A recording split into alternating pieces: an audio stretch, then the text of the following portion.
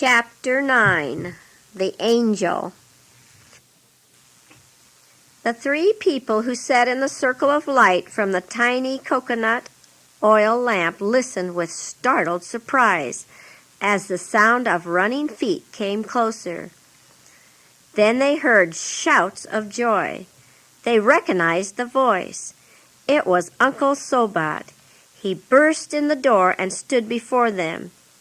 Even in the frail light from the oil lamp, they could see that something extraordinary had happened to Uncle Sobat. His face was transfigured with wonder and ecstasy. Before anyone could ask why he came, he told them in a voice of pure delight, "He came again! He came again!" He choked with the overwhelming joy of it. He came again! "Who came?" they all asked. "The big God teacher from heaven." He pointed upward. "He came again. He told me that my little Vivi will hear and speak. She will be like other children on the day I am baptized." "Sit down, my friend, and calm your heart." Rajan took him by the arm. "Sit here by me, and let us talk a little about this God teacher you have seen. Were you asleep when he came?" Uncle Sobat was still too excited to sit down. He stood looking at them with that glow of pure glory in his face. "Jereb and I talked a long time last evening, and we were very tired and very happy. We both went to sleep. Then the God teacher came and awakened me. He laid his hand on my shoulder and he said, 'Your prayer is heard. Your little child will hear and speak on the day you are baptized.'" "Did Jereb see the young man or hear the voice?" the teacher asked. No. I woke Jereb and told him. I woke the chief and his wife. I told them all. I ran here to tell you. My heart is full of great joy."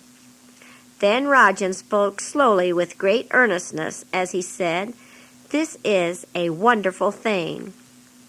When you told me about the first time the young man appeared to you, I thought it might be a dream. You see, your heart longs so much for Vivi to hear and to speak that it is possible that you might dream about it from wanting it so much." The two men stood in the middle of the room. Rajan still held Uncle Sobat by the arm. "Come, sit down. I want to ask you some questions," Rajan urged. Uncle Sobat sat down and waited, but his face still beamed, and they could see that his whole body quivered with the tremendous excitement and the great joy. He looked at Rajan. "Was this a dream?" Rajan spoke slowly and in a solemn tone.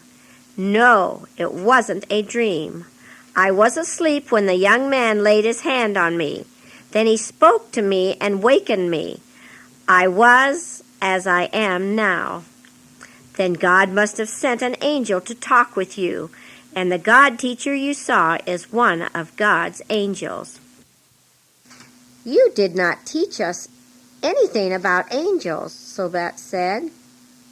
"There are many things I have not taught you. There is so much to know about God. The angels are God's messengers. There are thousands and thousands of angels, more than can be counted. And they are very strong. They go everywhere doing errands for God. Sometimes they have appeared to people as young men." Uncle Sobat clapped his hands with gladness. "It is one of God's angels I have seen. God sent him to me. To me." Then Rajan put both of his hands on Uncle Sobat's shoulders and turned his face towards the light so that he might look into his eyes. "I believe now that God sent his angel to bring you this good news.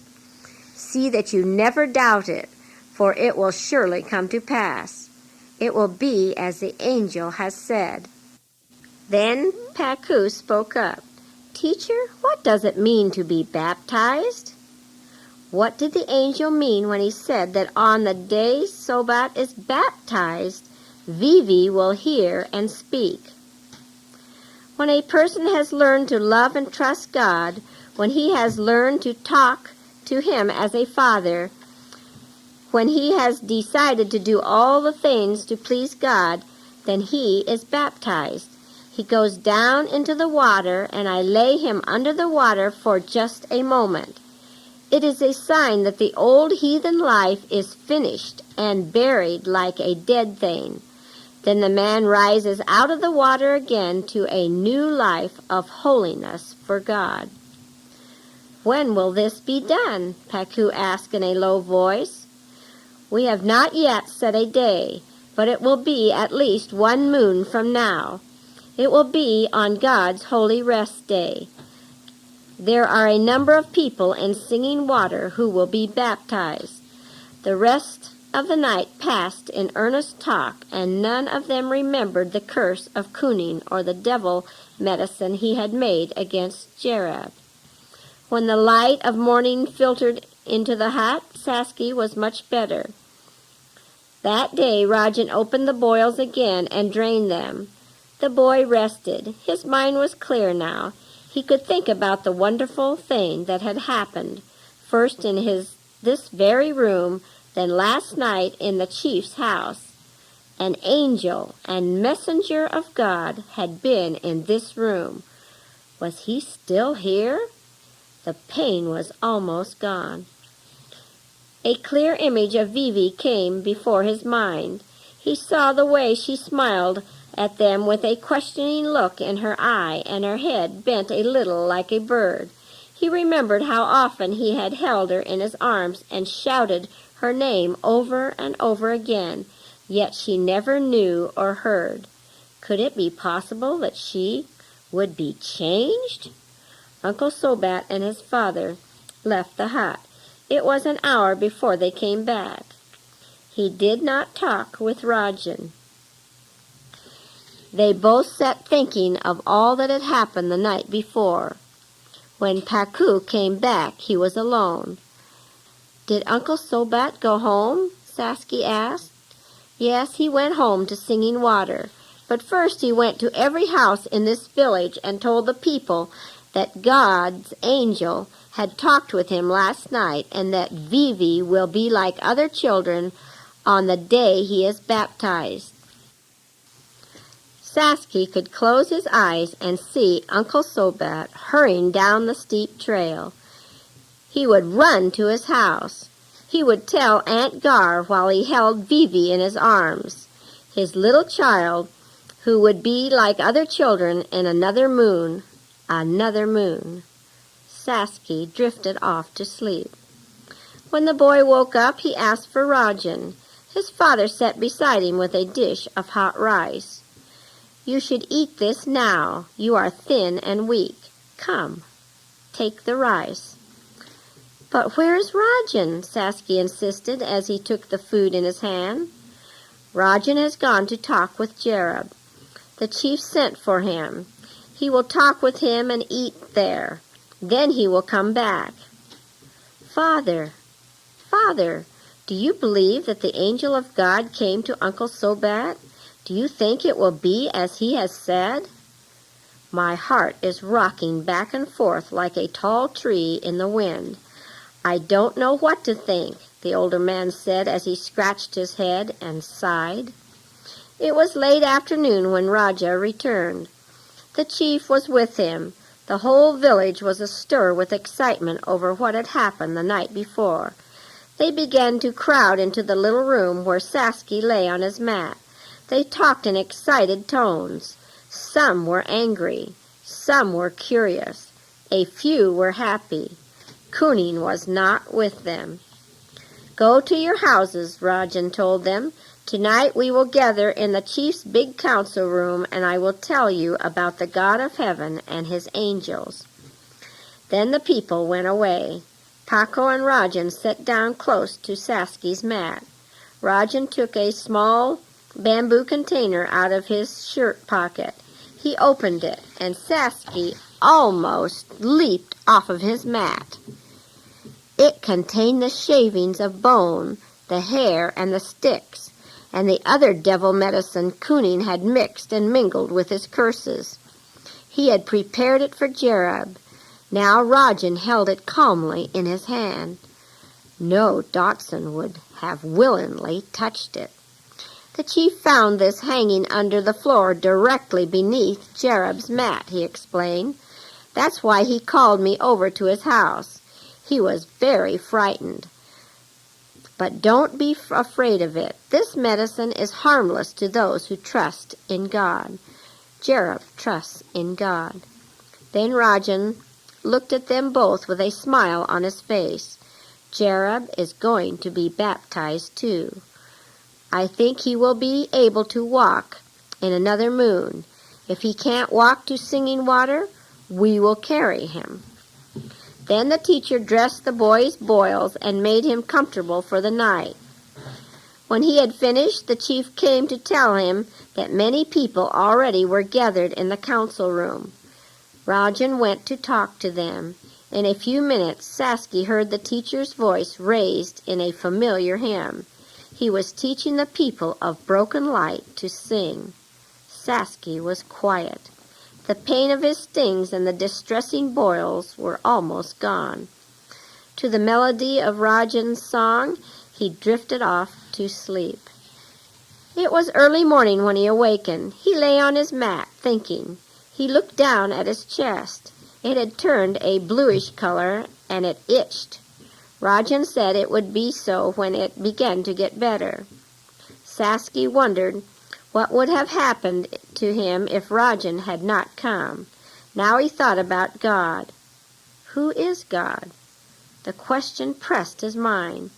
He is a great Father. That much he knew. He is a skillful healer. He has angel messengers, thousands of them, so he must be a great Raja also. He is here in this room. It is not possible to get away from God. He, Saski, had fought God for 3 months. He thought of the mustard seed. He wondered whether the seed had sprouted. He resolved that as soon as he could walk, he would go to the garden clearing to look at the place where the seed was planted. They should be growing by now. He would see for himself how a mustard seed can grow. The word of God, the thought of God, is like a mustard seed. The tiny living thing inside the seed makes it shoot forth and grow. The word of God is living too. When the 2 men awakened, Saski called to them. Father, Rajan, he raised on his mat, could you carry me to the chief's house? I can lay on my mat there beside Jerub and we can talk. Rajan laughed. You are much better. I have been waiting for this request. We will take you now. Then I must go back to Singing Water. You don't need me any more. The 2 men lifted the 12-year-old lad easily and carried him to the chief's house. They laid him on a mat beside Jerub in the inner room, where he was welcomed by the whole family, and the chief's wife hurried to fix him a good breakfast of rice and fish. Rajan ate with them. Then, saying, "Peace be with you," he left the village. Paco went to attend to many duties that had been neglected since Saski's accident. The chief went out too, and the chief's wife was busy carrying water and pounding rice.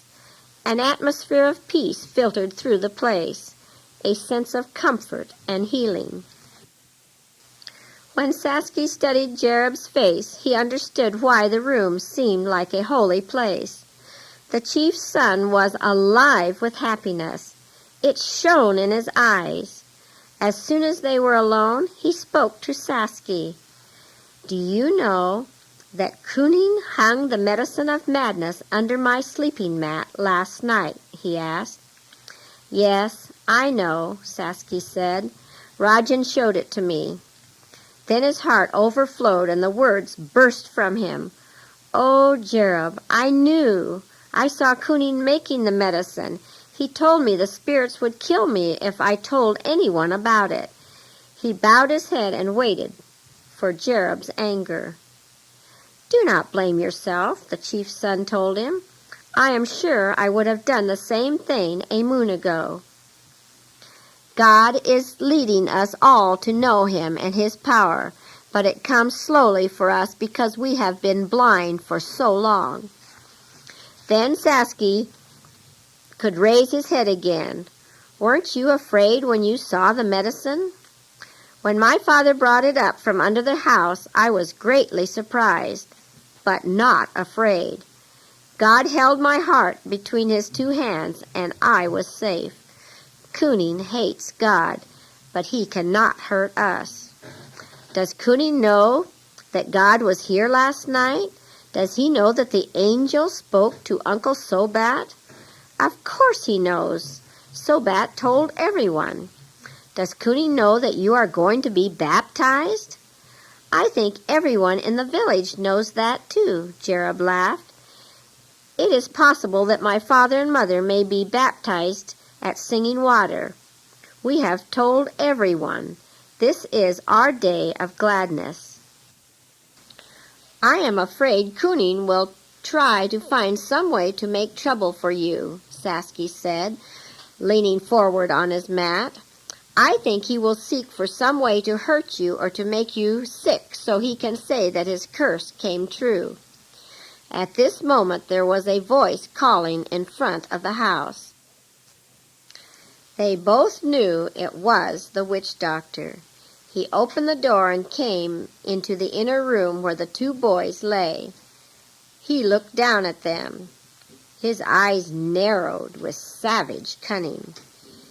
He gazed at Sasky's naked chest, no more wet claws on it now. He eyed Jerub's splint leg as though a new thought had entered his mind. Then he left the room without saying anything. As he walked away from the house, a sound came floating back to the two who lay on their mats listening. It was the sound of demonic laughter.